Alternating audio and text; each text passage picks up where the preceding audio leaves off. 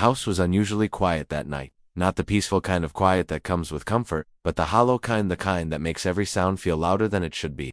Daniel sat alone at the kitchen table, the glow of his laptop still warm beside a plate of food that had gone cold. He had reheated dinner twice already, eating more out of habit than hunger. Laura wasn't home. She wouldn't be home for 2 more nights. Brand strategy retreat, she had said that morning, kissing his cheek as she rushed out the door. Hotel workshops, networking, long days, early mornings. She'd said it all with the ease of someone reciting something practiced. Daniel had believed her. He always did. The clock on the microwave blinked 10:47 p.m. He checked it without thinking, the way people do when they're waiting for nothing in particular. He was about to stand and rinse his plate when his phone vibrated against the table. Once, then again, unknown number. He frowned. Telemarketers didn't text this late. Neither did work. For a moment, he ignored it, assuming it would stop. But something about the timing, about the way the vibration echoed in the quiet house made his chest tighten. He picked up the phone. The message preview showed only a few words. Your wife is at the Hilton. His thumb hovered over the screen. That was when Daniel kicked in. Immediate, automatic. Wrong number, he thought. Or a scam, or some sick joke meant for someone else. He tapped the message anyway. The full text loaded slowly, line by line, like it knew what it was about to do to him. Your wife is at the Hilton. Daniel swallowed. Room 1790. His breath caught not dramatically. Not all at once, but in a subtle way, as if his body had forgotten how to inhale properly. You deserve to know. That was it. No name. No explanation, no punctuation wasted on sympathy. Just facts. For a few seconds, Daniel stared at the screen, waiting for logic to rescue him.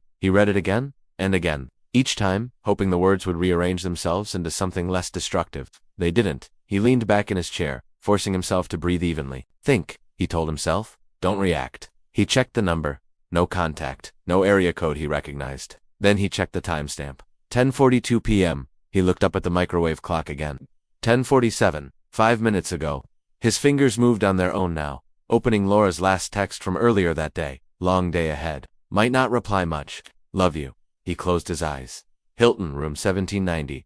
Brand strategy retreat. The words collided in his head, not violently, but persistently like water dripping onto stone. He stood up and paced the length of the kitchen, then stopped, then paced again. His heart wasn't racing. That scared him more than if it had been. He opened a browser and typed Hilton into the search bar. The closest one? The one she always mentioned when she traveled downtown. The one she said had great conference halls. His stomach dropped. He checked the date on his phone. Checked the day of the week. Everything lined up too neatly to ignore. A memory surfaced without permission. Laura standing by the door that morning, adjusting her jacket, talking about presentations and late dinners. The way she hadn't met his eyes when she said goodbye. The way she'd smiled anyway. Daniel sat back down slowly, his phone heavy in his hand now. His chest felt tight, like something important had shifted slightly out of place and refused to return. If this is true, he thought, my life just cracked. Not shattered, not exploded. Cracked. The kind of damage that spreads quietly if you don't stop it. His thumb hovered over the keyboard. 100 responses flashed through his mind. Accusations, questions, rage. A simple "what is this?" would have been enough to start a fire. Instead, he locked the screen. He placed the phone face down on the table and stared at it, listening to the quiet house breathe around him. Daniel didn't respond. Not yet, he thought. Daniel didn't sleep that night. He lay on his back, staring at the ceiling, listening to the familiar sounds of a house he had built his life inside. The hum of the refrigerator, the distant bark of a dog somewhere down the street, the faint creak of the floor when the air shifted. All of it had once felt comforting. Now, it felt like an audience. His mind kept drifting backward back to the beginning, before trust became something fragile. He and Laura had met in a place that required patience. A delayed flight. 2 strangers seated beside each other with nothing to do but talk. She'd laughed easily then. A real laugh, the kind that made her eyes crease at the corners. He remembered thinking she felt familiar, like someone he'd known in another life. They had talked about work, about places they wanted to visit, about how neither of them believed in rushing into things. They hadn't rushed, they built something slowly. Sunday grocery runs. Shared playlists for long drives. Silent understanding when one of them had a bad day. Trust hadn't been dramatic, it had been routine. Dependable, boring in the best way. That was what made this hurt in such a quiet, suffocating way. Daniel rolled onto his side and thought about the small things, the private jokes only they understood. The way Laura always stole his side of the bed by morning, the promise they made early on to never lie just to keep the peace. We'll argue instead, she'd said once. At least that's honest. He exhaled sharply. There had been signs, not obvious ones. Nothing dramatic enough to justify suspicion at the time. Longer work trips. Pone always angled slightly away. A sudden need for privacy framed as professionalism. When he'd asked, she'd smiled and said, you know how this industry is. And he had nodded, because trust, to Daniel, wasn't something you rationed. It was something you gave fully or Not at all. He sat up and swung his legs over the edge of the bed. The clock read 3:12 a.m. His phone lay on the nightstand, silent and heavy. For the 100th time, he imagined driving downtown, parking across the street, taking the elevator, knocking on room 1790. The image was vivid, too vivid. Anger tugged at him then, sharp and tempting. But Daniel had learned long ago that anger handed power to the wrong people. Anger made liars defensive. It warned them, gave them time to prepare stories. Silence, on the other hand, made people careless. He stood and walked into the study, turning on only the desk lamp. The soft light felt deliberate, controlled. He opened his laptop and searched for the Hilton's room layout, careful with his wording. He didn't need access, just understanding. Floor plans, room numbers, how privacy was handled, how deliveries worked. It wasn't obsession, it was information. As he scrolled, something settled in his chest. The message hadn't come with demands, no threats, no instructions, just a statement of fact. You deserve to know. Whoever sent it hadn't wanted a conversation. They had wanted a reaction. Daniel leaned back in a chair, fingers steepled in front of him. He imagined the sender watching their phone, waiting for the explosion, waiting for the confrontation, waiting for chaos. That was when the final piece clicked into place. This wasn't just about Laura. It was about control, and Daniel had no intention of giving it away. He closed the laptop and sat there for a long moment, the silence no longer heavy but intentional. His thoughts slowed, organizing themselves around a choice he hadn't realized he was making. He wouldn't confront her. Not yet. Not the way everyone expected. A different response was forming, one that didn't involve shouting or pleading or explanations that would never satisfy him anyway.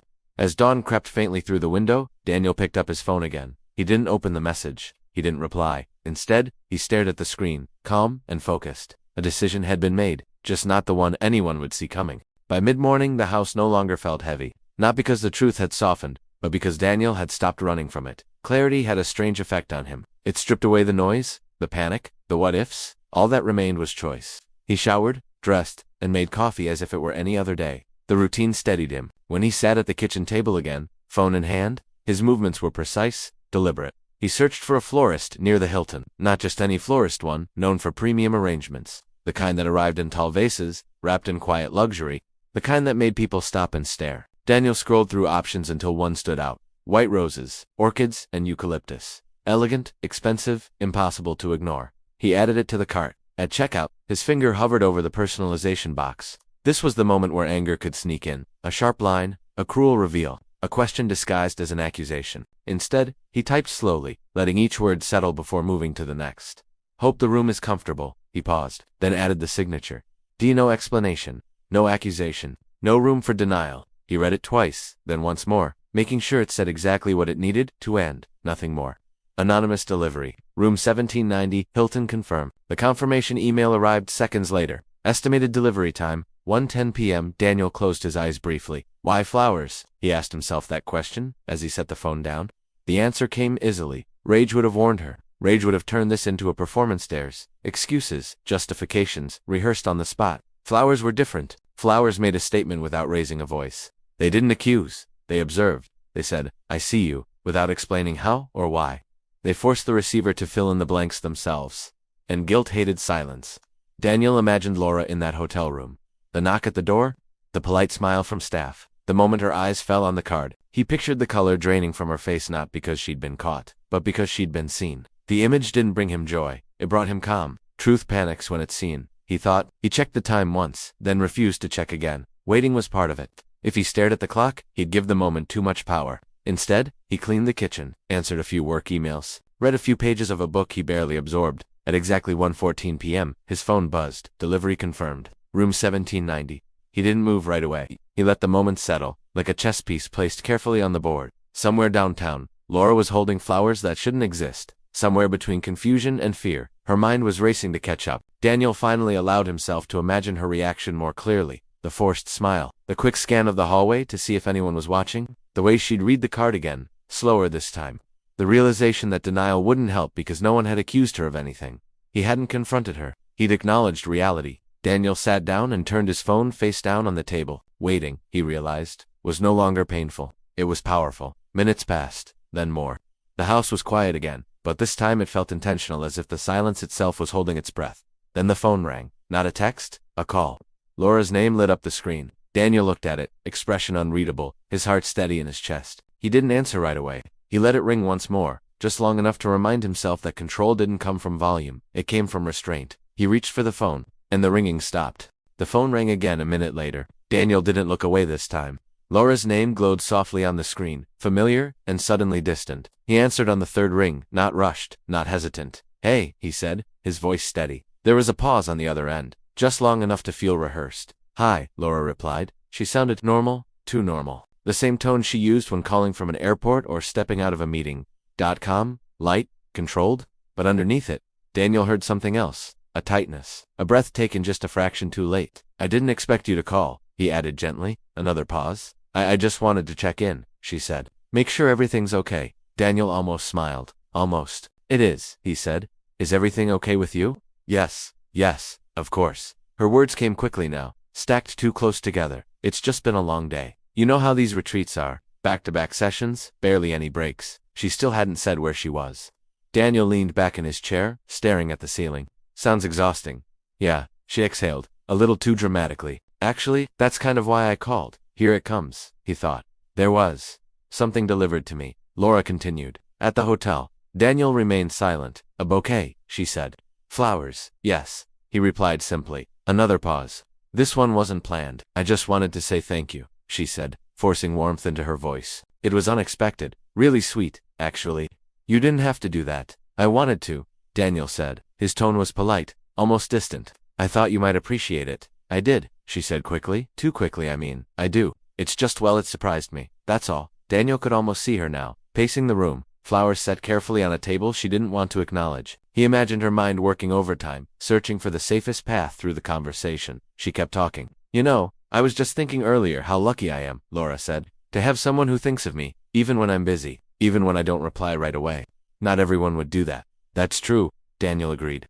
The silence stretched again, thicker this time. Laura filled it the only way she knew how, by explaining things that didn't need explaining. "The conference ran late," she added, "and then there was a dinner with clients. Completely professional. I didn't even plan on staying out this late, but you know how networking goes." Daniel closed his eyes. She was building a story without being asked to. He waited until she stopped speaking. "Did you like them?" he asked. The question was simple, soft, almost casual. On the other end of the line, there was nothing. No breath, no movement, no carefully constructed response. Just silence. Daniel counted the seconds in his head. 1, 2, 3. "Laura," he said calmly. The silence broke not with words, but with a sharp inhale, the kind people take when they realize they've walked too far into something they can tea-talk their way out of. I have to go," she said suddenly. Her voice cracked on the last word. The line went dead. Daniel lowered the phone slowly and set it on the table. His hand didn't shake, his chest didn't tighten.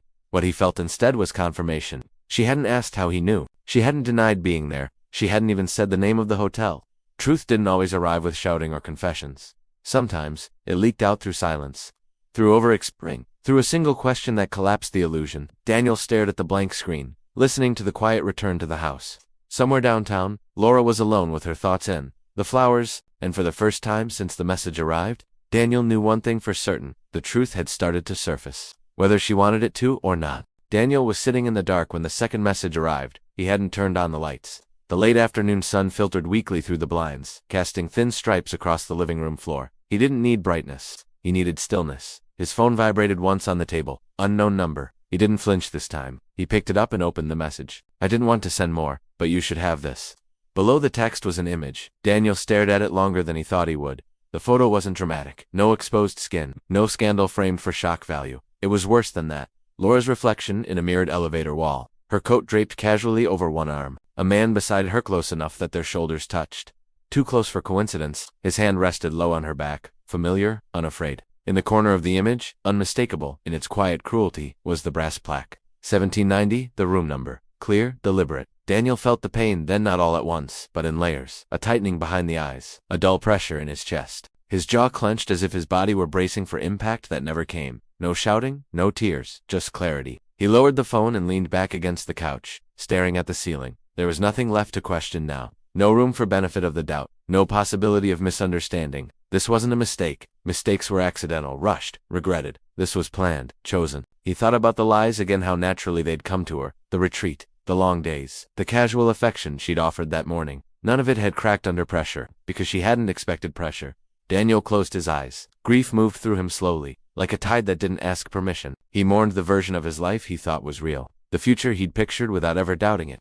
The woman he'd trusted to protect what they built together. And beneath the grief was something steadier. acceptance. He stood and walked into the study, turning on the lamp.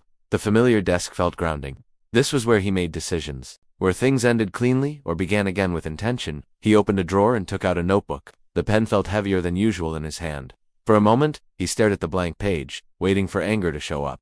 It didn't, so he wrote without it. Laura, I know. The words came easily after that. He didn't list evidence. He didn't accuse. He didn't ask for explanations that would only exhaust them both. He wrote about trust, about choices, about how love couldn't survive where honesty had been replaced by convenience.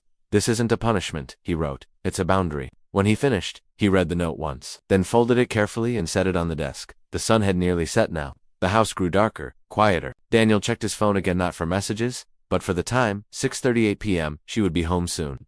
He imagined the sound of her keys at the door, the way she might hesitate before turning the lock, the expression she'd wear when she saw him, uncertain, defensive, hopeful. Daniel didn't rehearse what he would say. He didn't need to. Some conversations didn't require preparation. They required honesty and the courage to accept what came after. He stood and placed the note where she couldn't miss it. Then he sat down, folding his hands, breathing evenly. Outside, a car pulled into the driveway. Headlights swept briefly across the living room wall. The engine shut off. Daniel didn't move. The door handle turned. Laura was home. The door closed softly behind Laura, too softly. Daniel noticed it immediately, the way she didn't let it click shut, as if she were afraid of making noise. He stood in the living room, hands at his sides, watching her take off her shoes with deliberate care. She looked smaller somehow, tired. Her eyes were red, her movements uncertain, like she de-rehearsed this moment 100 times. And still wasn't he sure where to begin. She saw the note first, her breath hitched as she picked it up. Daniel didn't rush her. He leaned against the back of the chair, waiting while she read. By the time she finished, her hands were shaking. Daniel, she said, her voice barely holding together. I can explain. He nodded once. Go ahead. The words spilled out of her, tumbling over each other. Stress at work, feeling invisible, long nights that turned into conversations she didn't mean to have, loneliness she didn't know how to admit, confusion, she insisted, had never crossed a line until it had. I wasn't looking for this, she said, tears finally breaking free. I swear, it just happened. I didn't plan it. Daniel listened. He didn't cross his arms. He didn't look away. He gave her the respect of attention, even as something inside him remained unmoved. When she paused to catch her breath, he spoke. I knew before the flowers, he said quietly. Her head snapped up. What? The message? He continued. I got it the night you said you were at a retreat. The color drained from her face. Then why would you send them? Because I wanted the truth, Daniel replied, and confrontation would have given you time to hide it. She stared at him, stunned. I stayed silent because anger gives liars control, he said. Silence doesn't. Laura's composure shattered then. She sank onto the couch, covering her face with her hands, sobbing openly now. I didn't mean to hurt you, she cried. I was scared. I didn't want to lose you. Daniel took a slow breath. You didn't protect us, he said gently. You protected yourself. The words landed hard. She looked up at him through tears, searching for something hope. Maybe, permission. I can fix this, she said desperately. I'll end it. I'll do whatever you want. Therapy, time, anything. Daniel shook his head. Not angrily, but firmly. This isn't about fixing, he said. It's about what's already broken. He walked to the window, looking out at the darkening street. When he spoke again, his voice was steady, controlled. I didn't yell. I didn't embarrass you. I didn't expose you, he said. That wasn't kindness. That was dignity. Mine. She stood and took a step toward him. He turned, raising a hand not to stop her physically, but to set a line.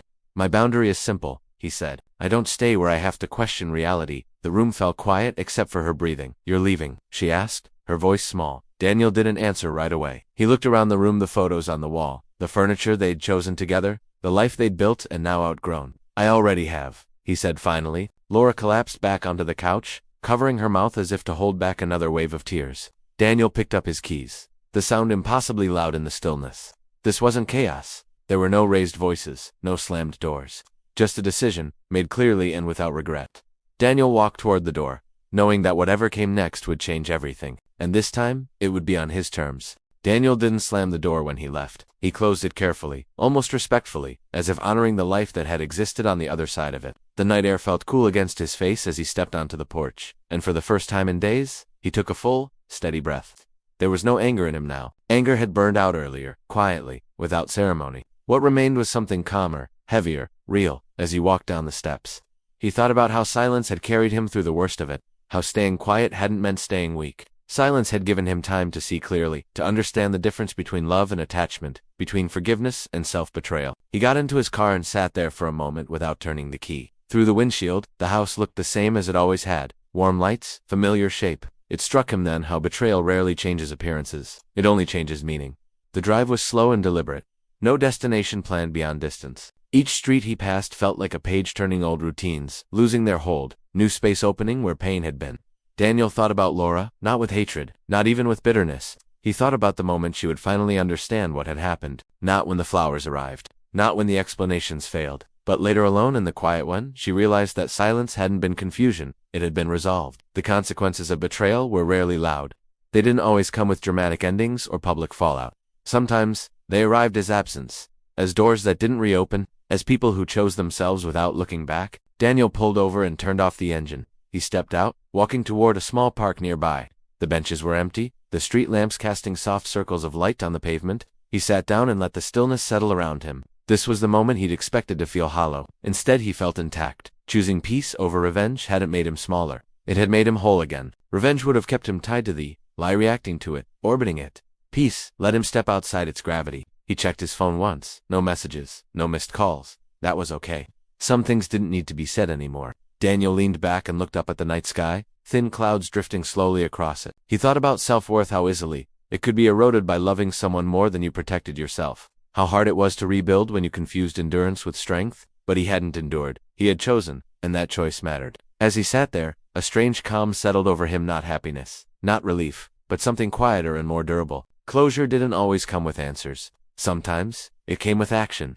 He stood and walked back to his car, ready to move forward without announcing it, without explaining it, without seeking approval. Because the loudest lesson of all was this: you don't need to be seen to be strong. Daniel started the engine and drove into the night, leaving behind not just a house, but a version of himself that had stayed too long. And as the road stretched ahead of him, his thoughts shifted away from the past, away from Laura, away from what had been lost, toward something else, toward you, because what he had learned wasn't just his story anymore. And before the night was over, he was going to say it out loud. I want to speak to you directly because what happened to me isn't just my story. It's a lesson anyone who's ever loved, trusted, and been betrayed can understand. Love without honesty is betrayal. That's the hard truth I learned the night I received that message about Laura at the Hilton. It wasn't the flowers, or the text, or the image that hurt the most. It was the realization that someone I trusted had made a choice, a conscious choice, a choice to put their desires above the bond we'd built for years. And love, when stripped of honesty, isn't love, it's something else entirely. I've learned that silence can be strength. In that moment, I had every reason to explode, to confront, to accuse, to demand an explanation, and yes, a part of me wanted all of that. But I didn't. I stayed quiet, not out of fear, not out of weakness, but out of purpose. I let the truth reveal itself. I let the betrayal speak in its own words. Silence doesn't mean ignorance. Silence doesn't mean weakness. Silence, when wielded with intention, is power. Respect, once broken, rarely returns. I watched her unravel that night. I watched Laura's composure falter, her guilt leak through every word and gesture. I saw the fear that comes when someone realizes they've lost something irreplaceable. You can beg for forgiveness. You can apologize endlessly. You can promise the moon, but respect, once shattered, can't be rebuilt overnight. You can't negotiate it back. You can't force it. You can only protect yourself moving forward. Walking away can be victory. Leaving that house, leaving the life I thought we shared, was one of the hardest decisions I've ever made. But it wasn't defeat, it was triumph. It was taking back control of my story, my dignity, and my peace. There is nothing more empowering than choosing yourself when someone else chooses otherwise. Walking away doesn't always feel like winning, but it is. Because it's the only way to preserve the life you deserve. Pain will always exist when betrayal enters your world. I won't pretend otherwise. But acknowledging pain doesn't mean giving it the power to define you. I felt it fully. Every tightness in my chest, every ache in my stomach, every sleepless night. But I didn't let it rule me. I protected my dignity. I allowed clarity, not rage, to shape my response. And that is how I survived. That is how I moved forward. Now, I want to ask you, because this isn't just my story anymore. If you received that text, would you confront or stay silent? Have you ever walked away without shouting, without warning, without theatrics? Was your silence your strength or your regret? I want you to think about that. I want you to share it. Leave your thoughts in the comments. Share your own experiences. The truth is, there are so many people out there who have been where I wasn't sure. Heartbroken, betrayed, and searching for the courage to do what's right for themselves. Your story matters, your response matters, and your dignity matters even more than the chaos someone else creates. If you've ever stayed silent, if you've ever walked away, if you've ever faced betrayal without letting it destroy you, tell someone. Share this story, let it resonate. Let it remind someone else that there is power in control, strength in patience, and freedom in choosing yourself. Because at the end of the day, it's not the flowers, the messages, or the lies that define us, it's the way we respond. And I chose myself. So I ask you now, what will you choose? Think about it, share your answer, and remember, walking away doesn't mean you lost. It means you finally won.